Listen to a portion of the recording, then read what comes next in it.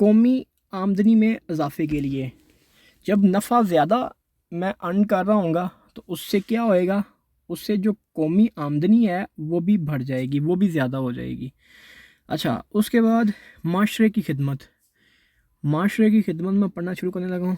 معاشرے کی خدمت میں کیا کیا آتا ہے؟ نفع کمانے کے ساتھ ساتھ کاروبار کا اہم مقصد معاشرے کے مختلف خدمات کی انجام دہی بھی ہے۔ مثلاً معاشرے کے افراد کو ان کی پسند، ان کی جو بھی پسند ہے، ان کا ذوق ہے اور معیار کوالٹی کے مطابق اپنی ضروریات کی اشیاء دستیاب ہوتی ہیں۔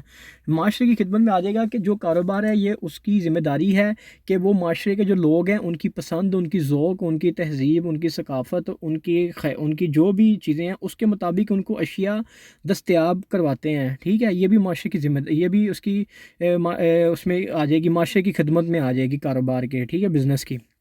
اچھا، اور کیا ہوتا ہے؟ اور ہوتا ہے معیاری اور اعلیٰ اشیاء کی تیاری اور فراہمی۔ ٹھیک ہے، کاروبار کیا کرتا ہے؟ معیاری ہوتی ہیں، اعلیٰ اشیاء کی تیاری کرتا ہے اور وہ فراہم بھی کرتا ہے۔ جدید فیشن اور ڈیزائن کے مطابق اشیاء کی فراہمی کرتا ہے، کم قیمت پر اشیاء کی فراہمی کرتا ہے، تمام علاقوں کے اندر یکساں جو ڈسٹریبیوشن آف پروڈکٹس ہوتی ہے وہ کرتا ہے، معاشرے کے نقصان دہ عوامل سے اجتناب کرتا ہے، مثلا آلودگی، ٹھیک ہے، آلودگی نہیں پھیلاتا۔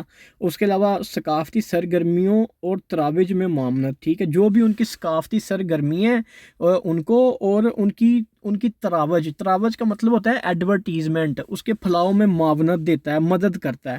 تو وہ جو کاروبار ہوتا ہے وہ اس طرح معاشرے کی خدمت بھی کر رہا ہوتا ہے، معاشرے کی خدمت کر رہا ہوتا ہے کہ ان کو ان کی پسند کی جدید ڈیزائن، ٹھیک ہے، ماڈرن ڈیزائن کے مطابق اشیاء دے رہا ہوتا ہے، کم قیمت میں دے رہا ہوتا ہے، پورے علاقے میں یکساں ڈسٹریبیوشن آف پروڈکٹس کر رہا ہوتا ہے، اور ان کی ثقافتی جو سرگرمیاں ہیں ان کو اور ان کی ترویج کے اندر ان کی مدد کرتا ہے۔ یہ معاشرے کی وہ خدمت کرتا ہے اس طرح سے بزنس۔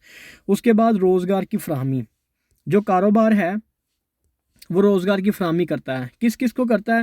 کاروبار جو ہے وہ روزگار کی فراہمی جو مالک ہوتا ہے اس کو بھی کرتا ہے، جو مالک ہے اس کو بھی انکم آ رہی ہے، اس کے علاوہ جو وہاں پہ مزدور کام کرتے ہیں ان کو بھی روزگار کی فراہمی ہے، اس کے علاوہ جو بھی درمیان میں ایجنٹس ہیں، ایجنٹس کو بھی، بینکس ہیں ان کو بھی، ان سارے لوگوں کو کاروبار جو ہے نا وہ روزگار کی فراہمی کرتا ہے۔ اس کو پڑھتے ہیں، کاروبار روزگار کے بہترین مواقع فراہم کرنے میں اہم کردار ادا کرتا ہے، مالکان کے علاوہ، ٹھیک ہے، جو کاروبار کے مالک ہیں ان کے علاوہ لوگوں کو روزگار کی فراہمی کاروبار کے مقاصد میں شامل ہے۔ ان میں درج ذیل ہیں: سرمایہ دار جو مالک ہے وہ خود، صنعتی کارکن جو صنعت کے اندر، اس کی فیکٹری کے اندر کام کر رہے ہیں ان کو، جو ماہرین ہیں، انجینئر، پروفیسر، ڈاکٹر، اکاؤنٹنٹ، وکیل ان کو، متوسطین یعنی کہ ایجنٹ جو سیل کے درمیان، جو سیل میں اس کا مال بکواتے ہیں ان کو بھی روزگار ملتا ہے، اور جو ادارے ہوتے ہیں مثلا بینک ہے، انشورنس کمپنی ہے اور ٹرانسپورٹر وغیرہ ہیں، ان سب کو روزگار کی فراہمی ہوتی ہے۔ کب ہوتی ہے؟ جب کاروبار چل رہا ہوگا۔ جب کاروبار چل رہا ہوگا تو ان سارے لوگوں کو جو ہے نا وہ روزگار ملنا شروع ہو جائے گا، ٹھیک ہے۔ اس کے بعد ہے سرمایہ کاری، ٹھیک ہے۔ سرمایہ کاری کے اندر وہ کیا کہتا ہے؟ سرمایہ کاری کے اندر کہتا ہے کہ کاروبار، جب ملک کے اندر جب کاروبار چل رہا ہوتا ہے نا، اب سب کو پتہ ہے کہ یار کاروبار کے جو ہے نا وہ ماحول بڑا خوشگوار ہے، ٹھیک ہے، مثلاً کہ لائٹ جو ہے نا وہ سستی ہے، گیس سستی ہے، ٹھیک ہے، لیبر سستی ہے، را مٹیریل سستا ہے، ٹھیک ہے، کاروبار بڑے اچھے سے چل رہے ہیں۔ جب اس طرح کے کاروبار کے حالات ہوتے ہیں نا تو پھر سارے لوگ جن کے پاس سیونگز ہوتی ہیں نا وہ کاروبار میں لگا کے آمدنی بنانے کی کوشش کرتے ہیں، ٹھیک ہے۔ وہ یہی بات اس نے کی، وہ کہتا ہے کاروبار کا اہم مقصد ملکی بچتوں کو کارآمد اور نفع بخش طریقے سے استعمال میں لانا ہے۔ وہ کہتا ہے کہ ملک کے اندر جتنی بھی بچتیں لوگوں نے رکھی ہوتی ہیں یا ملک نے رکھی ہوتی ہے ان کو وہ کارآمد کرتے ہیں، ٹھیک ہے۔ بچت تو گھر میں پڑی ہوئی ہے، اس کا کوئی فائدہ ہی نہیں ہے، وہ ویسے کی ویسے پڑی ہوئی ہے۔ تو وہ کہتا ہے کہ جب کاروبار کے حالات بڑے اچھے ہوتے ہیں تو پھر کاروبار کیا کرتا ہے؟ وہ بچتوں کو کارآمد منافع بخش طریقے سے استعمال میں لاتا ہے۔ کاروبار میں اضافے کے ساتھ ساتھ سرمایہ کاری کے بھی زیادہ مواقع میسر ہوتے ہیں۔ جب کاروبار ہوگا تو کچھ لوگوں کے پاس پیسے پڑے ہیں، وہ اپنی تھوڑی سی انویسٹمنٹ کر کے کچھ مال لے کے اس کو بیچ دیں گے، یعنی کہ سرمایہ کاری وہ اس میں کر سکتے ہیں، یا وہ کسی کے ساتھ پارٹنرشپ کر سکتے ہیں، ٹھیک ہے۔ یہ ابھی آگے پڑھتے ہیں، ٹھیک ہے۔ اچھا، پھر اس کے بعد وہ کہتا ہے اچھا ان بچتوں کی بھی حوصلہ افزائی ہوتی ہے اور سرمایہ کاری کے درج ذیل طریقہ ہے، ٹھیک ہے۔ سرمایہ کاری ان طریقوں سے کی جا سکتی ہے جو طریقے وہ بھی بتائے گا۔ کاروبار کے مالک کا ذاتی سرمایہ یا قرضہ جات۔ جو کاروبار کا مالک ہے اس نے بزنس میں سرمایہ کاری کر دی ہے، وہ اس کے اپنے پیسے بھی ہو سکتے ہیں، وہ بینک سے لون بھی ہو سکتا ہے، ٹھیک ہے۔ حصص تمسکات کی خرید و فروخت سے سرمایہ حاصل شدہ سرمایہ، ٹھیک ہے۔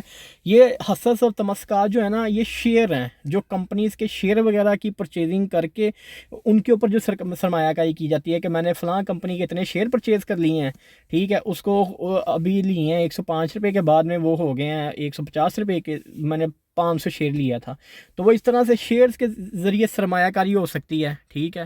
اس کے علاوہ اچھا ایک سیکنڈ، اچھا آگے سرمایہ کاری کا اس نے لکھا ہوا ہے شراکت، مشارکہ اور مضاربہ کی شکل میں سرمایہ کاری ہو سکتی ہے، ٹھیک ہے۔ مشارکہ اور مضاربہ جو ہے نا، یہ دو قسم کی ٹائپس ہیں پارٹنرشپ کرنے کی۔ جو مشارکہ ہوتا ہے اس میں ہوتا ہے کہ جو دو پارٹیز ہوتی ہیں نا، ان کا آدھا سرمایہ ہوتا ہے، ٹھیک ہے، اور وہ دونوں ہی بزنس کے اندر کام کرتے ہیں، پروفٹ ہوتا ہے تو آدھا، لاس ہوتا ہے تو آدھا، ٹھیک ہے، یا جو بھی ان کی آپس میں ریشو ہوتی ہے کہ اس کا 73% ہے تو اس کا اتنے فیصد ہے، جو بھی ان کی ہوتی ہے اس کے مطابق پروفٹ اینڈ لاس کی ڈسٹریبیوشن ہوتی ہے۔ اور مضاربہ میں کیا ہوتا ہے؟ مضاربہ میں یہ ہوتا ہے ایک پارٹی کی انویسٹمنٹ ہوتی ہے اور دوسری پارٹی جو ہوتی ہے نا وہ محنت کرتی ہے، ٹھیک ہے، وہ بزنس کرتی ہے۔ ایک پارٹی جو ہوتی ہے وہ بزنس میں کا حصہ نہیں لیتی، وہ سرمایہ سارا اس کا ہوتا ہے، جو پروفٹ ہوتا ہے وہ آدھا ہوتا ہے، ٹھیک ہے، تو اس کو مضاربہ کہتے ہیں۔ اور اس نے کہا کہ سرمایہ کاری جو ہے نا وہ شراکت یعنی پارٹنرشپ کے ذریعے بھی ہو سکتی ہے، اور پارٹنرشپ دو طرح کی ہوتی ہے، کہ مشارکہ ہوتی ہے، کہ مضاربہ ہوتی ہے۔ اچھا اس کے بعد ہے ملکی مفادات کا تحفظ۔ ملکی مفادات کا تحفظ کے لیے بھی جو ہے نا وہ بزنس بڑا اہم کردار ادا کر سکتا ہے۔ کیسے کر سکتا ہے؟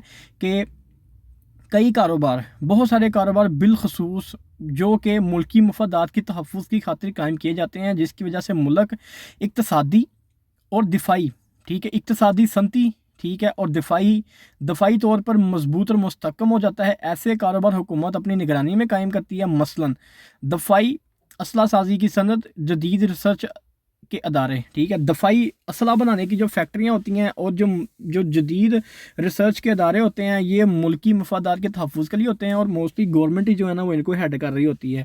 اس کے بعد ہے معاشی ترقی۔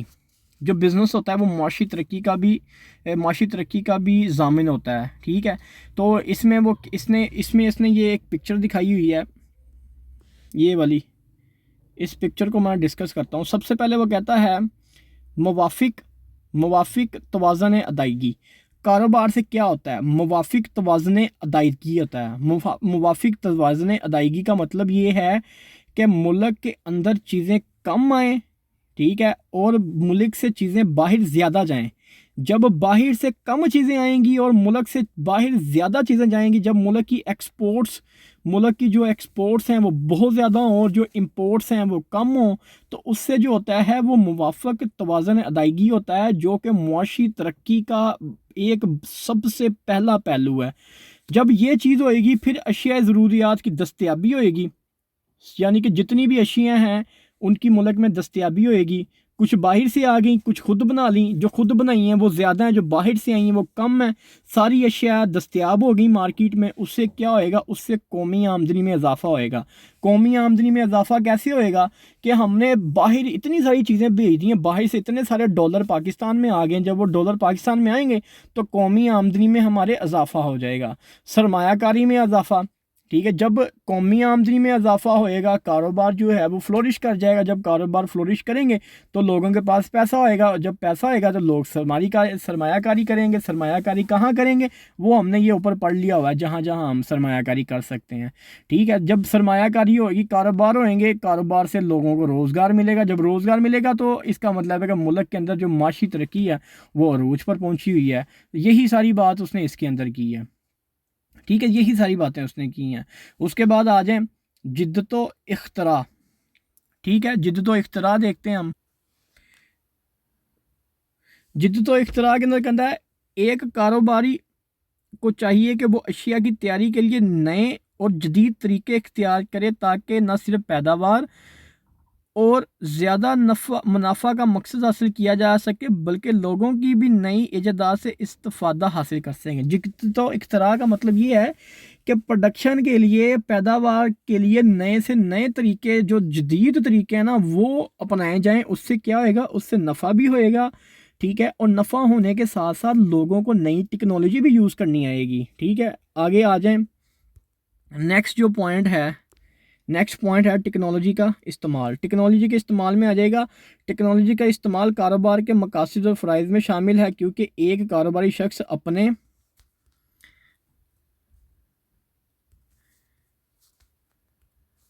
اپنے کاروبار کی نوعیت یعنی کہ کاروبار کا جو نیچر آف بزنس ہے اس کے مطابق ٹیکنالوجی استعمال کر کے منافع کی شرح اور پیداوار میں اضافہ کر سکتا ہے۔ یہاں ہم ایک مثال ڈسکس کر لیتے ہیں۔ مثال کیا ہے؟ مثال یہ ہے کہ فرض کریں ایک نائی ہے، ٹھیک ہے، وہ کٹنگ کرتا ہے، وہ پہلے شیو کرتا تھا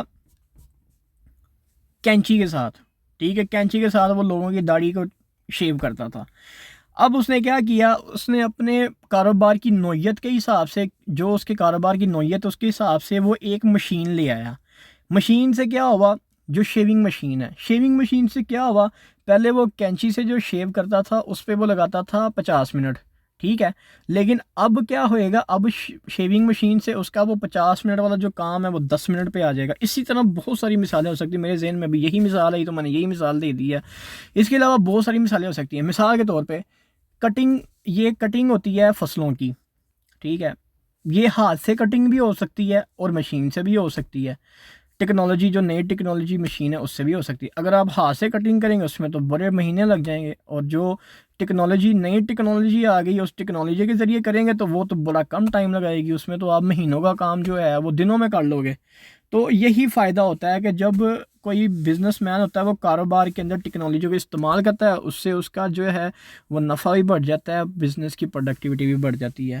اس کے بعد آ جائیں مثالی اشتراک، ٹھیک ہے، مثالی اشتراک کو ڈسکس کرتے ہیں۔ ایک کاروبار کا یہ بھی فرض ہے کہ وہ عاملین پیدائش کا اشتراک اس طرح سے عمل میں لائے کہ اس کے پیداواری اخراجات کم سے کم ہوں، تاکہ اس کا زیادہ سے زیادہ منافع کمانے کا مقصد پورا ہو سکے۔ مثالی اشتراک کا مطلب یہ ہے کہ وہ لینڈ، لیبر اور کیپٹل کو آپس میں اس طرح سے ملائے کہ وہ بیسٹ کمبینیشن ہو، اس بیسٹ کمبینیشن کی وجہ سے اس کو بہت زیادہ پروفٹ ہو جائے، اس کو مثالی اشتراک کہتے ہیں، ٹھیک ہے۔ اس کے بعد آ جائیں، نیکسٹ ہے فروخت کا فریضہ۔ فروخت کے فریضے میں آ جائے گا اشیاء و خدمات کی فروخت کا کاروبار کے اہم فرائض اور مقصد میں شامل ہے، ٹھیک ہے، کہ جو اشیاء ہے ان کی جو فروخت ہے نا وہ کاروبار کا ایک اہم فرض اور اس کا مقصد ہے، کیونکہ اس کے بغیر کاروبار اور منافع میں وصول نہیں کی جا سکتی، ٹھیک ہے۔ فروخت کا فریضہ جو ہے نا اس کو اس نے اچھے سے انجام دینا ہے، کیونکہ اس کے بغیر تو اس کا کاروبار جو ہے نا وہ بالکل زیرو ہے۔ اس کے بعد ملازمین کے فوائد۔ کاروبار کے ایک فرد اپنے ملازمین کو مختلف قسم کے فوائد اور سہولتیں دینا بھی ہوتا ہے۔ ان فوائد میں بونس، اوور ٹائم، مکان، طبی سہولت اور بچوں کے لیے اسکول وغیرہ شامل ہے، ٹھیک ہے، ملازمین کے فوائد۔ اور اس میں اتنی کوئی بتانے والی بات نہیں ہے، سمپل سی میں نے بتا دی۔ افراد کی تربیت میں آ جائے گا کہ جو لوگ اس کے پاس کام کرتے ہیں ان کی وہ ٹریننگز کروائے، ٹھیک ہے۔ کاروبار کا معاشرتی مقصد اور فرض بے ہنر افراد کو تربیت دینا بھی ہو سکتا ہے۔ کاروبار میں مالکان تعلیم مکمل کرنے والے افراد یا کم پڑھے لکھے لوگوں کی تربیت کرنے کے بعد انہیں اپنے پاس یا دوسرے اداروں میں ملازمت کرنے کے مواقع فراہم کرتے ہیں، ٹھیک ہے۔ یعنی کہ وہ لوگوں ان کی جو کاروبار ہے، جو کاروبار کے مالکان ہیں، ان کی ذمہ داری ہے، ان کا فرض ہے کہ وہ جو لوگ ان کے پاس کام کرتے ہیں نا ان کی تربیت اور ان کو کچھ نہ کچھ سکل سکھانے کے لیے ان کی ٹریننگ کروائیں، تاکہ ان کا اس کو بعد میں فائدہ ہو۔ اس کے بعد آ جائیں بہتر معیار زندگی کی فراہمی اور کاروبار کا قومی مقصد اور فریضہ ہوتا ہے، ٹھیک ہے۔ کاروبار کا قومی مقصد فریضہ، کیونکہ کاروبار کی ترقی کی وجہ سے لوگوں کی آمدنی میں اضافہ ہوتا ہے۔ جب لوگوں کی آمدنی میں اضافہ ہوئے گا تو ان کا جو معیار زندگی ہے وہ بہتر ہو جائے گا، ٹھیک ہے۔ اس کی مثال ترقی یافتہ اور غیر ترقی یافتہ ممالک کی ہے، یعنی امیر ممالک کے کاروبار کی وجہ سے لوگ امیر ہیں اور غریب ممالک کے کاروبار نہ ہونے کی وجہ سے لوگ غریب ہیں، ٹھیک ہے۔ وسائل کا استعمال میں آ جائیں۔ وسائل کے استعمال میں وہ کہتا ہے کاروبار کا مقصد اور فرد ملک میں مہیا موجود وسائل مثلا تیل، گیس اور لوہا وغیرہ کو استعمال میں لا کر لوگوں کی بہتری کے لیے استعمال کرنا ہے، ٹھیک ہے۔ ملک کے اندر جو بھی معدنیات ہیں، زمین میں گیس ہے، کوئلہ ہے، سونا ہے، تیل ہے، ٹھیک ہے، ان کا بہترین استعمال کر کے لوگوں کے لیے بہتری لے کے آنا ہے ان وسائل کی وجہ سے، ٹھیک ہے۔ موافق توازن ادائیگی میں آپ کو آلریڈی بتا چکا ہوں کہ اس کا مقصد یہ ہے کہ جو ملک کی امپورٹس ہیں، جو ملک میں چیزیں آتی ہیں وہ کم ہوئیں، ٹھیک ہے، جو درآمدات ہیں، درآمدات جو ہیں، یہ درآمدات اور برآمدات اردو کا مجھے نہیں پتہ، یہ مجھے دیکھنا پڑے گا، لیکن میں آپ کو انگلش میں بتا دیتا ہوں کہ امپورٹس، یہ آپ دیکھ لیجیے گا امپورٹس کا کیا مطلب ہے اور ایکسپورٹس کا کیا مطلب ہے۔ امپورٹس کا مطلب ہے کہ جو ملک میں چیزیں آتی ہیں، ٹھیک ہے، امپورٹس ہم نے کم کرنی ہے، ایکسپورٹس جو چیزیں ہم نے باہر بھیجنی ہیں وہ زیادہ ہونی چاہیے، ٹھیک ہے۔ تو یہ موافق توازن ادائیگی کا مطلب یہی ہے کہ ایکسپورٹس کو زیادہ کرنا ہے اور امپورٹس کو کم کرنا ہے۔ جب یہ ہوئے گا تو وہ ہمارا موافق توازن ادائیگی ہوگا۔ تو یہ تو ہمارا ختم ہو گیا ہے، ٹھیک ہے۔ نیکسٹ ہمارا ہے کاروباری آدمی۔ تو نیکسٹ ہم کاروباری آدمی کو، بزنس مین کو پڑھنا شروع کریں گے۔ تو ٹھیک ہے، پھر انشاءاللہ نیکسٹ کلاس میں آپ سے بات ہوتی ہے۔